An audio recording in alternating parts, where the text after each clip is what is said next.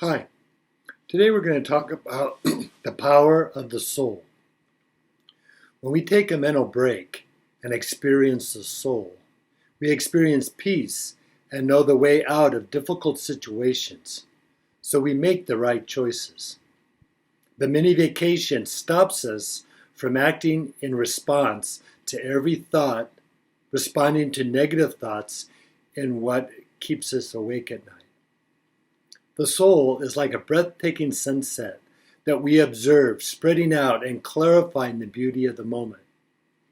When we are watching it, we don't try to manage or judge it because we get absorbed in the amazement and the reverence it commands.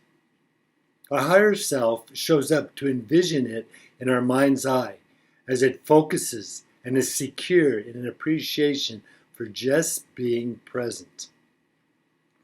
In our mind, we can't achieve and arrive at the presence of God, because God is already around and inside us. We fall short because we are not aware of God beyond the mind. The soul gives us a place to settle down, unwind, and ease into stillness. As the sun or soul comes out, the awareness is revealed, surpassing our thoughts. Our body benefits from development and action, but our mind is also active, so it benefits from stillness in the soul as we rest, giving us a new birth. So the power of the soul is awareness. Alan Watts expresses it this way: things are as they are. Looking out into the universe at night, we make no comparisons between right and wrong stars, nor between well and badly arranged constellation. No judging. The soul gives us spiritual evidence and authentic experience and makes it a nice place to just be and hang out. The power of our soul is the power of awareness, the central part or focal point of our being, which is the consciousness of everything we are. We are unable to experience externally unless we are aware of it internally. So make consciousness a nice place to be situated, because that's where it all happens.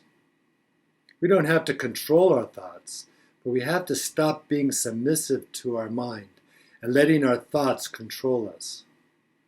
Our mind can go through the activities of religion, playing the part of a Christian, but if we don't experience the soul, we are just messing around, missing the authentic Christ experience.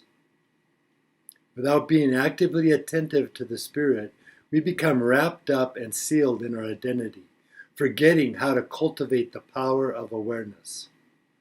We start to react to every little thing, not realizing that it doesn't change anything.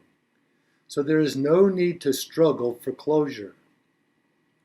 We don't need approval of others or our mind with its built-in negativity when we have the reliability of our soul to open us up to God's joy and awareness.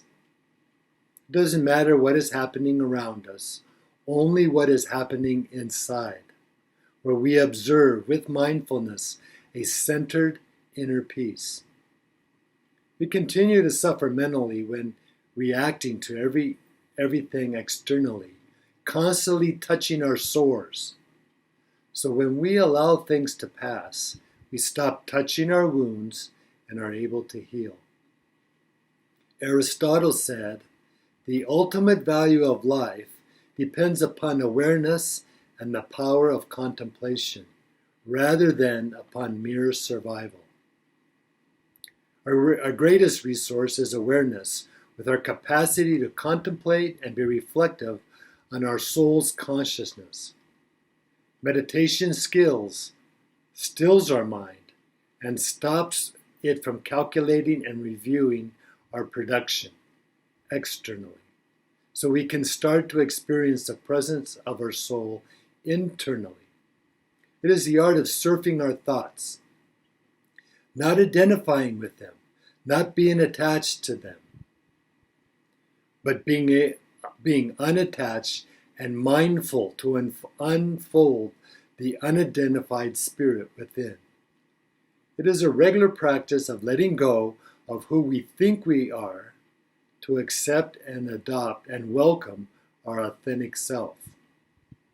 In our mind, we want a logical universe, but we are exploited and misused with limited and restricted options to make ends meet. Even professionally, we are limited, even if we are exalted with a promotion. But our real self and the real universe is beyond logic. In spirit, we are stunning creatures with tons of love and power, revealing our level of awareness. Our mind sees objects, promotions, and experiences. That is not who we are. That is only a tool, because we are the spirit, the consciousness that observes the tool. Alan Watts said, "Stop measuring days by degree of productivity and start experiencing them by degree of presence." Our soul power is strong because what we rely on turns out to be true, so we should not use our power for money, status, fame, or dominance, because we had the opportunity to awaken. We create our thoughts, dreams, and goals that give rise to our reality, so we have the choice of material toys and hassles or spiritual bliss. In this way, our experiences process in the same way, because we think the same thoughts over and over. Our thoughts start and come to an end in the mind, then recycle, but the soul has no thoughts, as its power comes from listening to our higher self. Therefore, to gain peace in the external world, we need to awaken to our higher self, so our thoughts don't go back to anger or forward to fear, but disappear as we go into awareness. A mind relaxed in the soul is productive, because it is happy for no reason. If we are happy for a reason, it is a problem, because a reason can vanish. Joseph Campbell says, "Follow your bliss, and the universe will open doors where there were only walls." Happiness is not physical, something to be measured. It emerges from balance, rhythm, and harmony. When we are in awareness of our soul, a cascade of joy pours out in spirit that enlivens all things, because we are true to ourselves. So the people around us feel alive and well to be themselves too. When the spirit is alive, we come alive, away from mechanistic thinking, and enter the realm of originality and spirituality. It is the flow of spirit that flows through us from birth to death. As children, we surf the flow, fall, get up, and surf some more. As we grow older, the smile is less frequent if we are not living life in full, because there is less spirituality. But the smile is broad if more spirit is present. To catch the wave, first we have to discern the right one. A sense of the Holy Spirit that will help us overcome ourself to love the world and not our ego self. To transcend the mind, we have to paddle to get on top of the wave, ready to change at the peak of awareness. This is the threshold where we get over our setbacks as we catch the wave, becoming aware of the Spirit, surfing our consciousness to our delight. Buddha said, "If you want to fly, give up everything that weighs you down." The greatest part of the soul is when we open up to the Spirit in everything, with love and the trust to let go of duality and merge in the unity of one consciousness. The mystics in every tradition talk about this connection and the unity between duality and non-duality, between wife and husband, or as Jesus said, between the Father and the Son. The most important effect of our soul acting in us is the love between people and the universe as God.